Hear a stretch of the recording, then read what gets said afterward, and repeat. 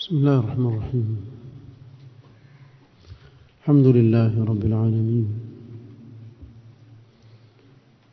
والصلاة والسلام على رسوله الأمين محمد وآله وصحبه أجمعين، أما بعد.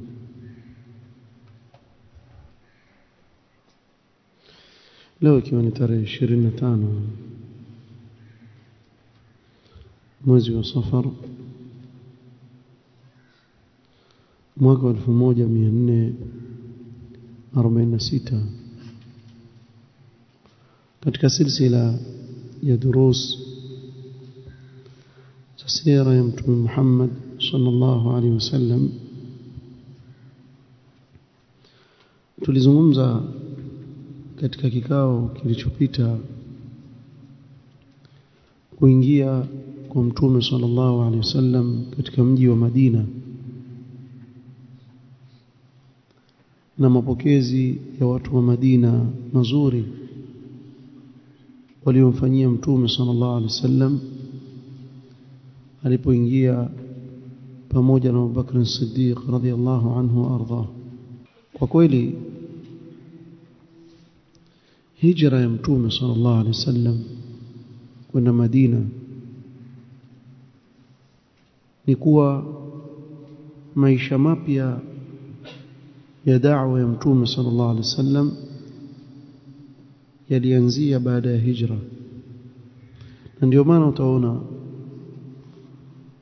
wanavyuoni walioandika katika sira wakaandika kipindi cha Makka kisha wakaandika kipindi cha Madina, sababu da'wa alipofika Mtume sallallahu alaihi wasallam Madina mambo yalibadilika na ikawa ni sababu ya nusra kubwa kwa Mtume sallallahu alaihi wasallam na masahaba wake. Baada ya hijra ya Mtume sallallahu alaihi wasallam kuna mambo mengi yaliyotokea. Tunaweza kusema kuwa miongoni mwa mambo muhimu sana ambayo hijra iliathiri ni kuwa lam ta'ud Quraysh hajizan fi wajhi ad-da'wah al-islamiyya. Quraysh walikuwa wale waliomkufuru Mtume sallallahu alaihi wasallam walikuwa ni kizuizi kikubwa cha kuzuia da'wa ya Uislamu kuendelea. Baada ya hijra hapakuwa tena na Quraysh ambao waweza kuizuia da'wa ya Mtume Muhammad sallallahu alaihi wasallam, kwa sababu ile hijra kutoka kwa Mtume sallallahu alaihi wasallam Makka mpaka kufika Madina kuliangusha haiba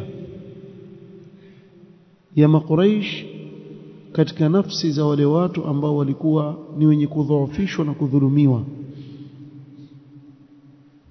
kadhalika katika nyoyo za Waarabu kwa ujumla.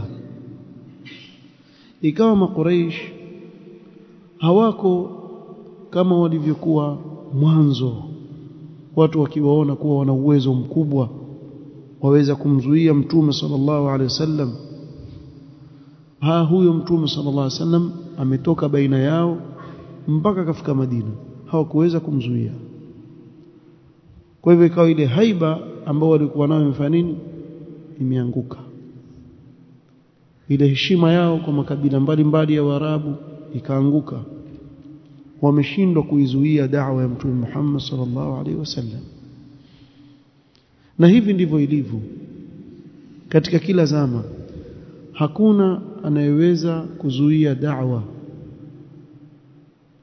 aliyokuja nayo Mtume Muhammad sallallahu alaihi wasallam, mahma utiya min alquwa, vile atakavyopewa yule adui nguvu za kidunia za kimada, haiwezekani kuuzuia Uislamu. Ni jambo ambalo litaendelea, hakuna anayeweza kulizuia. وبالهجرة ارتفعت مكانة المدينة na kwa hijra ya mtume sallallahu alaihi wasallam kadhalika cheo cha mji wa Madina kikanyanyuka sana, na si wakati ule, mpaka leo watu wauheshimu mji wa Madina kwa sababu ya ile hijra aliyofanya mtume Muhammad sallallahu alaihi wasallam.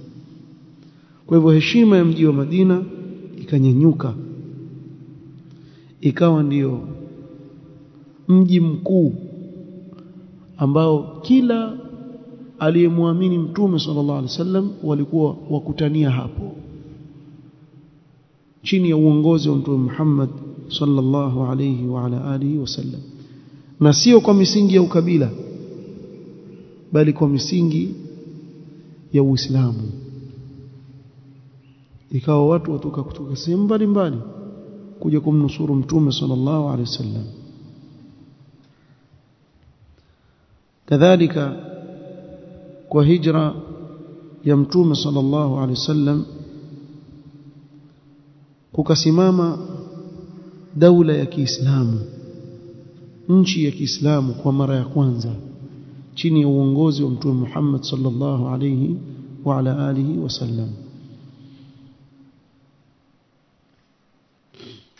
Hijra wanaovioni wataja faida nyingi sana zilizopatikana alipoifanya mtume sallallahu alayhi wa ala alihi wasallam, lakini tugusia tu baadhi yake tujue kuwa hapa ndiyo kubadilika kwa da'wa ya mtume sallallahu alayhi wasallam. Baada ya kuwa walikuwa wadhoofishwa masahaba, ikawa ni izza, ikawa ni sahali zaidi kufikisha ujumbe mtume sallallahu alayhi wasallam. Tulitaja katika juma lililopita kushukia kwa mtume sallallahu alaihi wasallam katika nyumba ya sahaba Abu Ayyub al-Ansari radhiyallahu anhu wa arda. Nataka tuzungumze kidogo tu katika kikao cha leo kuhusu muamala wa huyu sahaba mzuri sana na mtume sallallahu alaihi wasallam alipokuwa nyumbani kwake.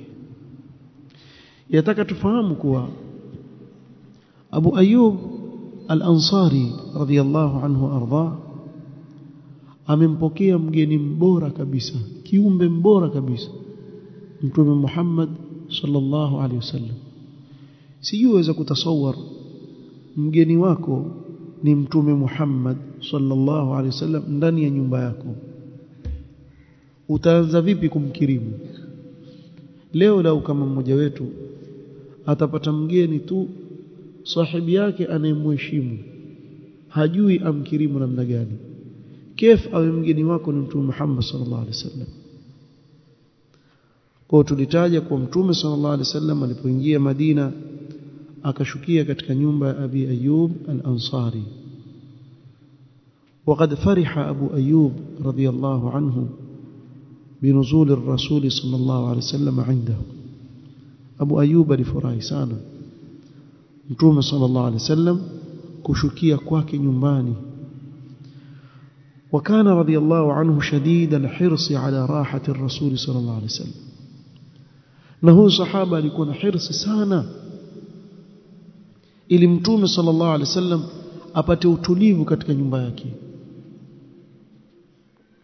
نزل رسول الله صلى الله عليه وسلم في القسم السفلي من بيت أبي أيوب.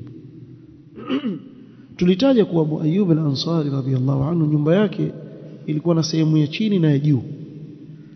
Tuseme kama leo useme kuna gorofa moja, kuna chini na gorofa moja juu. Mtume sallallahu alaihi wasallam akashukia chini, Abu Ayyub na familia yake wakaenda juu.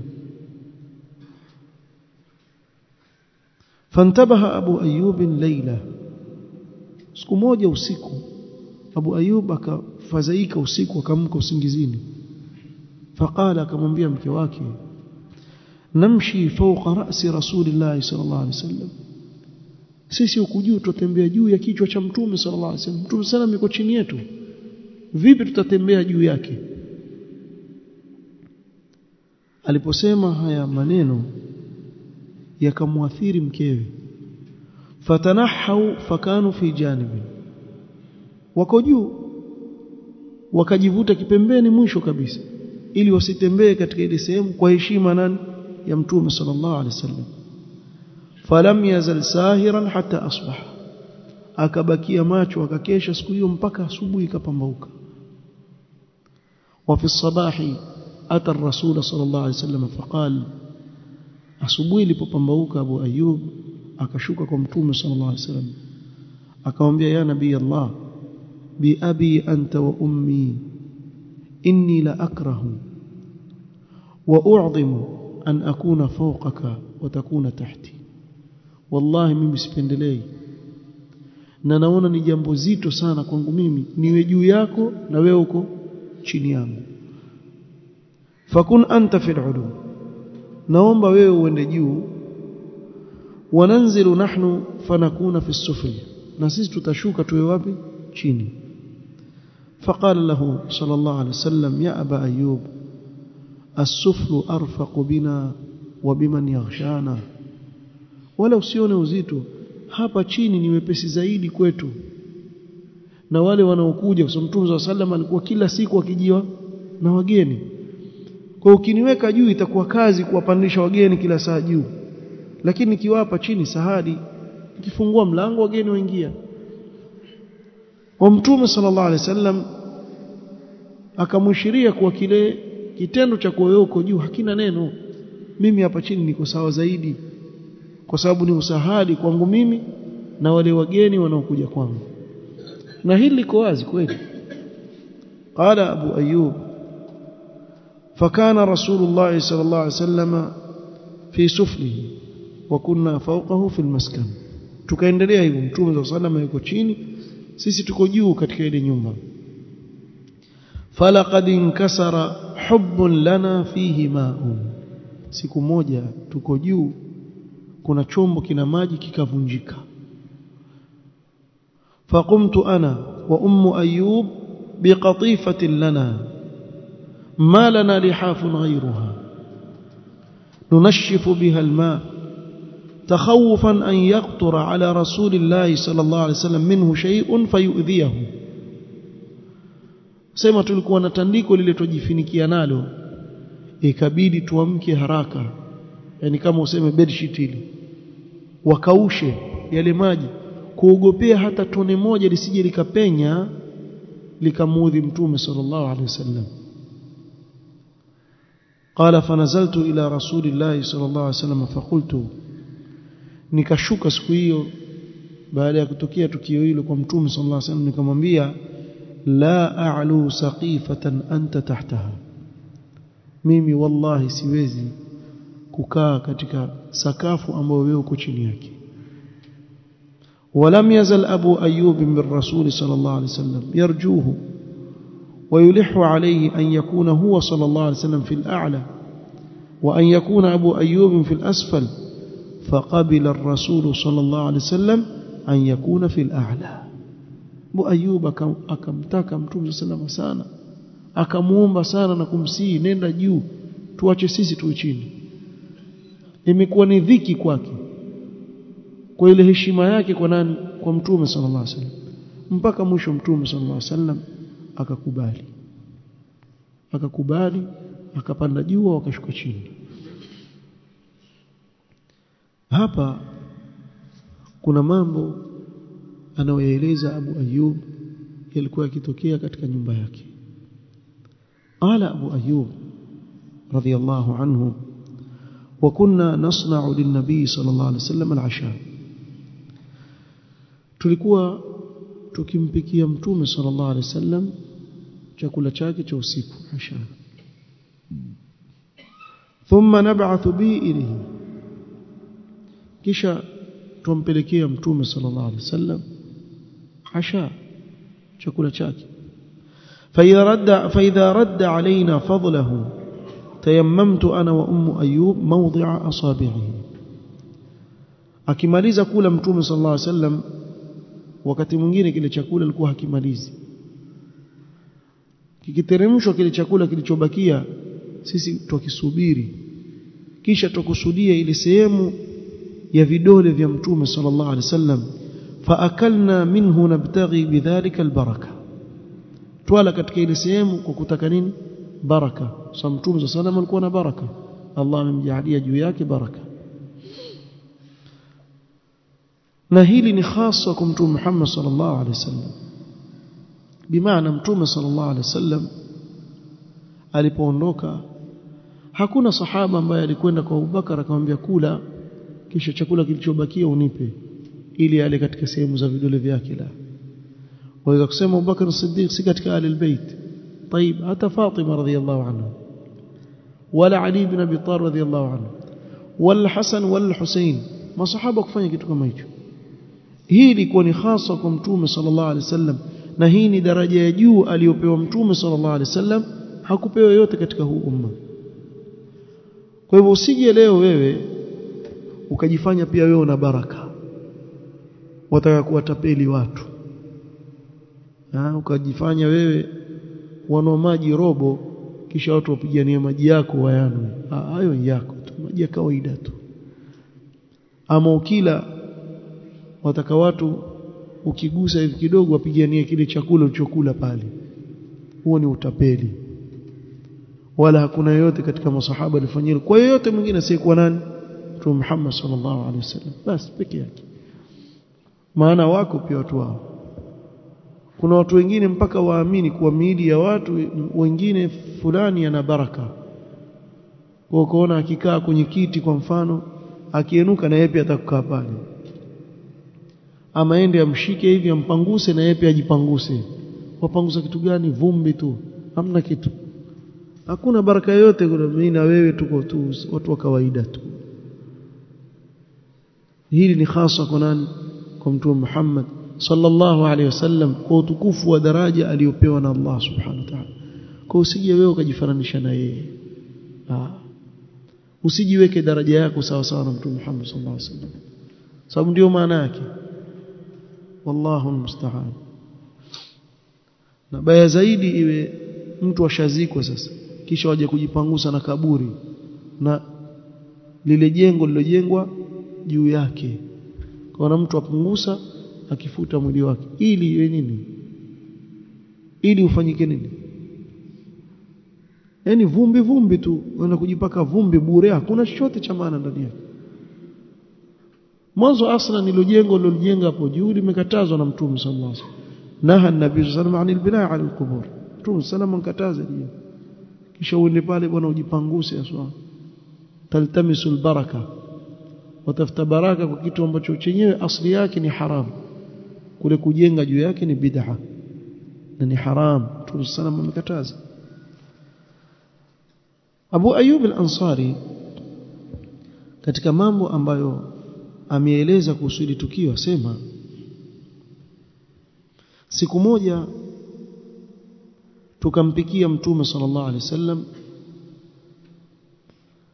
tukitarajia atakula, akileta kile chakula tupate zile baraka. Qala hatta ba'athna ilayhi laylatan bi'ashaihi, siku moja tukampelekea chakula chake cha usiku. Waqad ja'alna lahu fihi basalan au thawman, na sisi pale ndani tumeweka kitunguu, imma kitunguu maji au kitunguu saumu katika kile chakula. Faraddahu Rasulullah sallallahu alaihi wasallam wa lam ara liyadihi fihi atharan, siku hiyo chakula karudi vile vile. Mtume sallallahu sikuona athari ya vidole vyake, bimaana ni hakula kabisa. Qala fajituhu fazi'an, nikaja kwa Mtume sallallahu nimefadhaika, nimegutuka. فقلت يا رسول الله بأبي أنت وأمي رددت عشاءك ولم أرى فيه موضع يدك، وكنت إذا رددته علينا تيممت أنا وأم أيوب موضع يدك نبتغي بذلك البركة فما منعك منه. يا رسول الله, niko tayari kumtoa baba yangu na mama yangu kwa ajili yako fidia. Na hii ni kalima walikuwa wakisema kuonyesha mahaba yao kwa Mtume sallallahu alaihi wasallam. Umeregesha asha yako, chakula chako cha usiku, sijaona athari ya mkono wako, na mimi na mke wangu huwa tusubiri tukiona ile athari ya mikono yako katika kile chakula, tuwatafuta zile baraka. mbona leo kitu gani kimekuzuia usile? Qala sallallahu alayhi wasallam inni wajadtu fihi riha hadhihi ash-shajara wa ana rajulun unaji. Mtume sallallahu alayhi wasallam akamwambia, mimi nimepata harufu ya mti fulani hapa, yanakusudia vitunguu, na mimi nazungumza na wengine ambao nyinyi hamzungumzi na wao, mimi nazungumza na malaika na vitunguu vya waudhi. Faqala Abu Ayyub aharamun huwa, kwani haram? Qala la walakinni akrahu, akamwambia la, lakini mimi sipendi. Na katika riwaya nyingine ya Ibn Hibban في صحيحه بسند صحيح أستحي من ملائكة الله وليس بمحرم. mimi nawaonia malaika haya wanapokuja kuzungumza na mimi, lakini si haramu, waweza kula tu vitunguu saumu, ingawa ukila usije msikitini kuswali kwa jamaa kisha kwanza waudhi watu tu bure. Na ila tokea sana katika mwezi wa Ramadhani, kuna watu hufuturu nje, sawa hufuturu nje msikiti, lakini kumbe kumetiwa ukwaji wa machatini hivi imejazwa vitunguu saumu, kisha akishakula ameshiba yuaje Allahu akbar ile harufu. Na hata kama binadamu hatoihisi ile harufu, mfano malaika waudhika, wale malaika wanaohudhuria katika ile sehemu waudhika na ile harufu ya vitunguu saumu. Faqala Abu Ayyub fa inni akrahu ma takrahu, ikiwa wewe wachukia kule vitunguu basi na mimi kuanzia leo pia navichukia. Allahu akbar. Hapa al-Imam an-Nawawi rahimahullah ta'ala katika sharh ya Sahih Muslim asema, wa amma karahatu Abi Ayyub radhiyallahu anhu famin al-adab al-mahbub al-jamil وفيه إجلال أهل الفضل والمبالغة في الأدب معهم. kulikuwa Abu Ayyub asema na mimi pia sasa hivi navichukia vitunguu, si kuwa ni haramu na, lakini ni katika adabu nzuri zinazopendekezwa kuwa ajifananisha na nani? Na Mtume sallallahu alaihi wasallam, si makosa. Na bora zaidi Muislamu akijua kuwa swala iko karibu asifanye nini? Asile vile vitunguu. Na usione kuwa hutojulikana na Mola wako ukiwa watiania kwa amina la vitunguu, usiende kuswali huko. Tuswali Mungu, wacha mpige vitunguu, Allah yajua hilo. Ikiwa chakula kimekuja kina vitunguu sasa haina shida, sema basi mimi sili kichakula, kwani wazungumza na malaika? Wewe kula tu, si chakula, kula tu, si haramu kula, lakini usikusudie niletea hicho kitunguu hivyo nikatekatie niweke hapa. Sasa hapo utakuwa fanya makosa, fanya kusudi. Lakini kimekuja kuwa ni chakula, kumepikwa chakula chalika na nini? Na vitunguu, kula. Si masjidi kachumbari, wewe kula, haina shida yote. Lakini unapokula chakula hicho usije wapi? Msikitini kuswali na jamaa, kwa sababu utawaudhi malaika, utawaudhi na binadamu. turudi hapa. فقال أبو أيوب رضي الله عنه فإني أكره ما تكره، وذلك لأن الرسول صلى الله عليه وسلم كانت تأتيه الملائكة، متوم صلى الله عليه وسلم alikuwa akijiliwa na malaika. فقال أبو أيوب فلم نصنع للرسول صلى الله عليه وسلم طعاما فيه شيء من الثوم أو البصل بعد. kutoka siku hiyo hatukumpikia tena mtume sallallahu alaihi wasallam chakula ambacho ndani yake kulikuwa na vitunguu ama vitunguu saumu. وما كانت تمر ليلة إلا وعلى باب رسول الله صلى الله عليه وسلم 3 و4 من الصحابة الأنصار يتناوبون في حمل طعامهم إلى الرسول صلى الله عليه وسلم حتى تحول من بيت أبي أيوب إلى حجراته صلى الله عليه وسلم. na ilikuwa haipiti usiku isipokuwa utapata 3 4 katika Ansar kila mmoja ajana nini na chakula kumletea mtume sallallahu alaihi wasallam kila usiku. Leo nyumba hii, kesho nyumba ile, wamletea mtume sallallahu alaihi wasallam chakula, mpaka alipoondoka pale akarudi wapi? Akarudi katika vyumba vyake alivyojengewa mtume sallallahu alaihi wasallam karibu na msikiti wake. au vilivyoshikana na msikiti wake. Jabir bin Abdullah radhiyallahu anhu يروي حديثا عن النبي صلى الله عليه وسلم قال جزى الله الأنصار عنا خيرا. متوم صلى الله عليه وسلم اسم الله أوجازي na awalipe ansar kwa ajili yetu khairi. Allah awalipe khairi ansar. Wala siyama Abdullah ibn Amr ibn Haram wa Sa'd ibn Ubadah. Tena akataja haswa Abdullah ibn Amr ibn Haram ni baba yake nani? Jabir radhiyallahu anhu, na Sa'd ibn Ubadah, kwa ule msaada mkubwa waliotoa na kumnusuru Mtume sallallahu alayhi wasallam. Mtume sallallahu alayhi wasallam alikaa katika nyumba ya Abi Ayyub al-Ansari radhiyallahu anhu shahran wahidan, mwezi mmoja tu.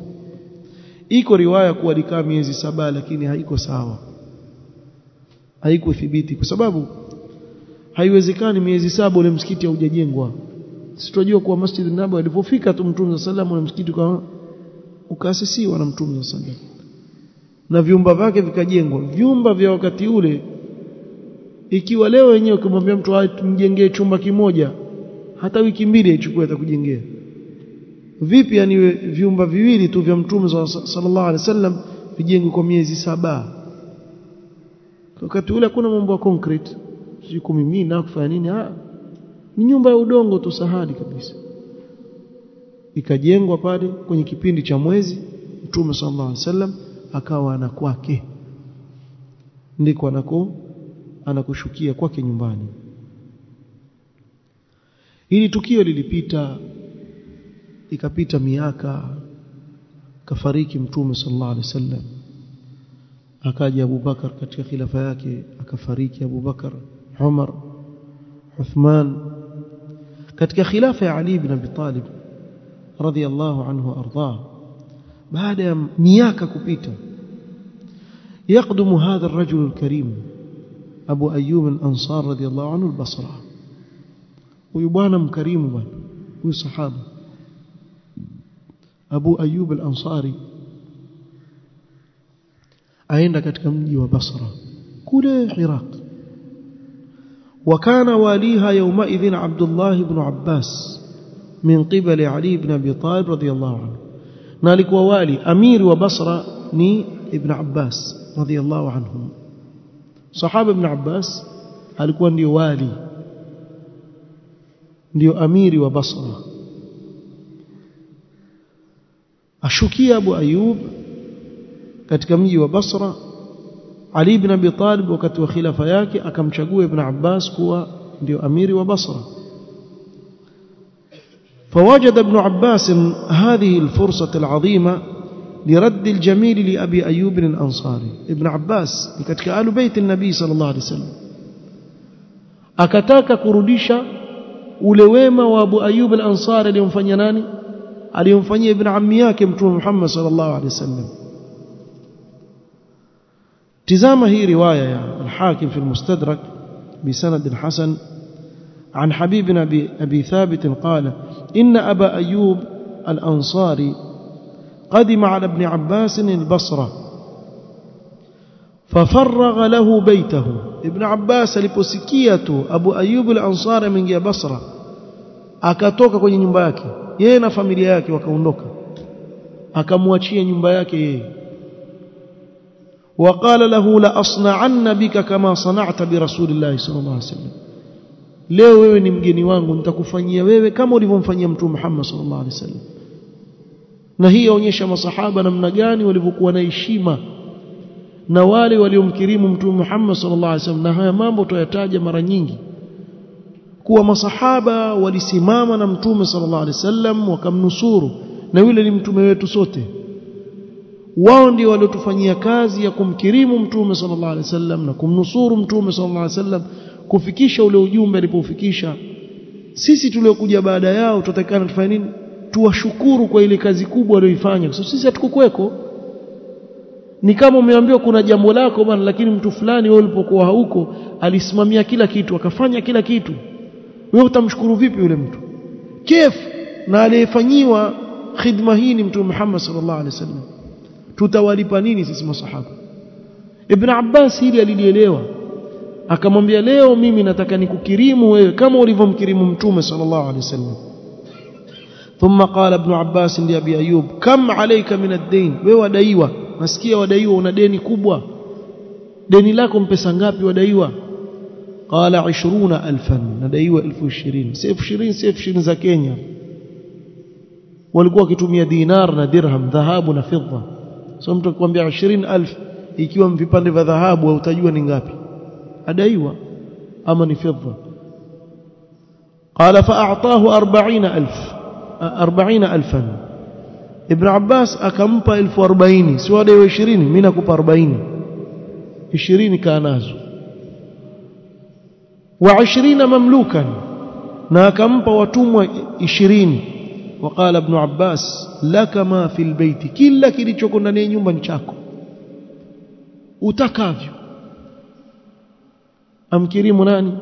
Abu Ayyub al-Ansari. Hakusahau ule wema huyu sahaba aliyomfanyia mtume Muhammad sallallahu alaihi wasallam. Tueleweni, Abu Ayyub radhiyallahu anhu hakufanya vile kutarajia kuwa atakuja kulipwa na Ibn Abbas, wala hilo halijui hilo. Alifanya kwa ajili ya Allah subhanahu wa ta'ala.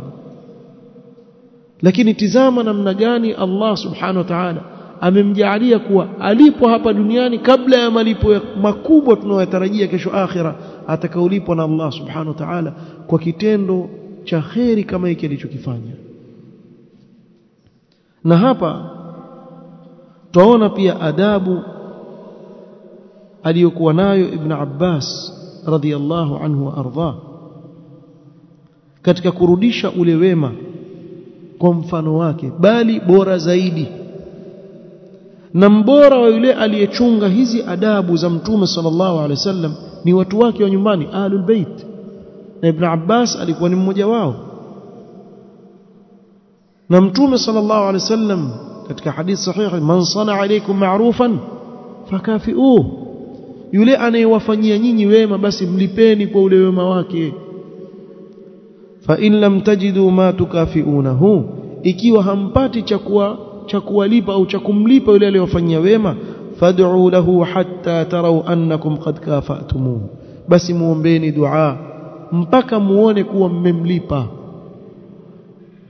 Ibn Abbas ni ibn ammi yake mtume sallallahu alaihi wasallam, kwa hivyo akataka kurejesha huwema kwa Abu Ayyub al-Ansari radhiyallahu anhu wa ardhahu, ndio akamfanyia huwema aliyomfanyia.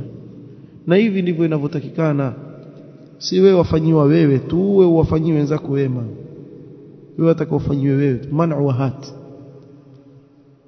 wewe wataka lakini wazuia. Usikubali wewe wafanyiwe wema ndugu zako huwafanyii kitu, kwa kadri ya vile Allah atakuwezesha. Na wewe ikiwa hupati cha kuwafanyia wema, fanya nini? Waombee dua, waombee dua. Na hapa kuna faida aqadiyya ambayo watu wengi hawaioni. Mtu akikufanyia wema na wewe ukamlipa kwa ule wema wake, yaondoa taalluq alqalb bihadha alinsan, ule moyo kufungamana na yule mtu, moyo wako ufungamana na Allah peke yake. Lakini ukiwa umezoea wafanywe ihsan na wewe hufanyi chochote, ili apelekea mpaka moyo wako kumili kwa yule mtu, kwa kiasi fulani imani yako ikadhoofika. Lakini ukimfanyia wema ni kwa ule wema ushaulipa, basi huwezi mtume sallallahu alaihi wasallam akwambia muombee dua mpaka uone zile dua ulizomwombea shafanya nini, ushamlipa kwa ajili ya hili. Na hivi ndivyo alivyokuwa mtume sallallahu alaihi wa ala alihi wasallam. Anapokuja mtu akampa zawadi akamkirimu mtume sallallahu alaihi wasallam, na yeye pia humkirimu zaidi ya vile alivyomkirimu alayhi salatu wassalam. Kwa hiyo ndio ilikuwa hali ya mtume sallallahu alaihi wasallam katika nyumba ya Abi Ayyub al-Ansari radhiyallahu anhu wa ardhah. Alipotulia mtume sallallahu alaihi wasallam,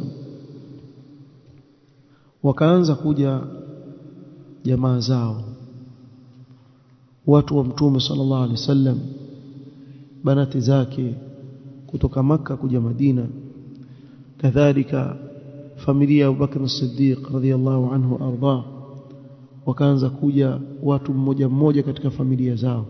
Na hili tutalianzia inshallah katika kikao kitakachokuja, kisha tuendelee mbele biidhnillah taala katika yale aliyoyafanya Mtume sallallahu alaihi wasallam baada ya kufika Madina. Kuna mambo aliyofanya Mtume sallallahu alaihi wasallam alipofika Madina ili kutengeneza ule mji uwe kweli ni daula ya Kiislamu ile ndogo iliyoanza kusimama katika sehemu kama ile. نكتفي بهذا القدر والله تعالى أعلم. سبحانك اللهم وبحمدك أشهد أن لا إله إلا أنت استغفرك وأتوب إليك. بارك الله فيك.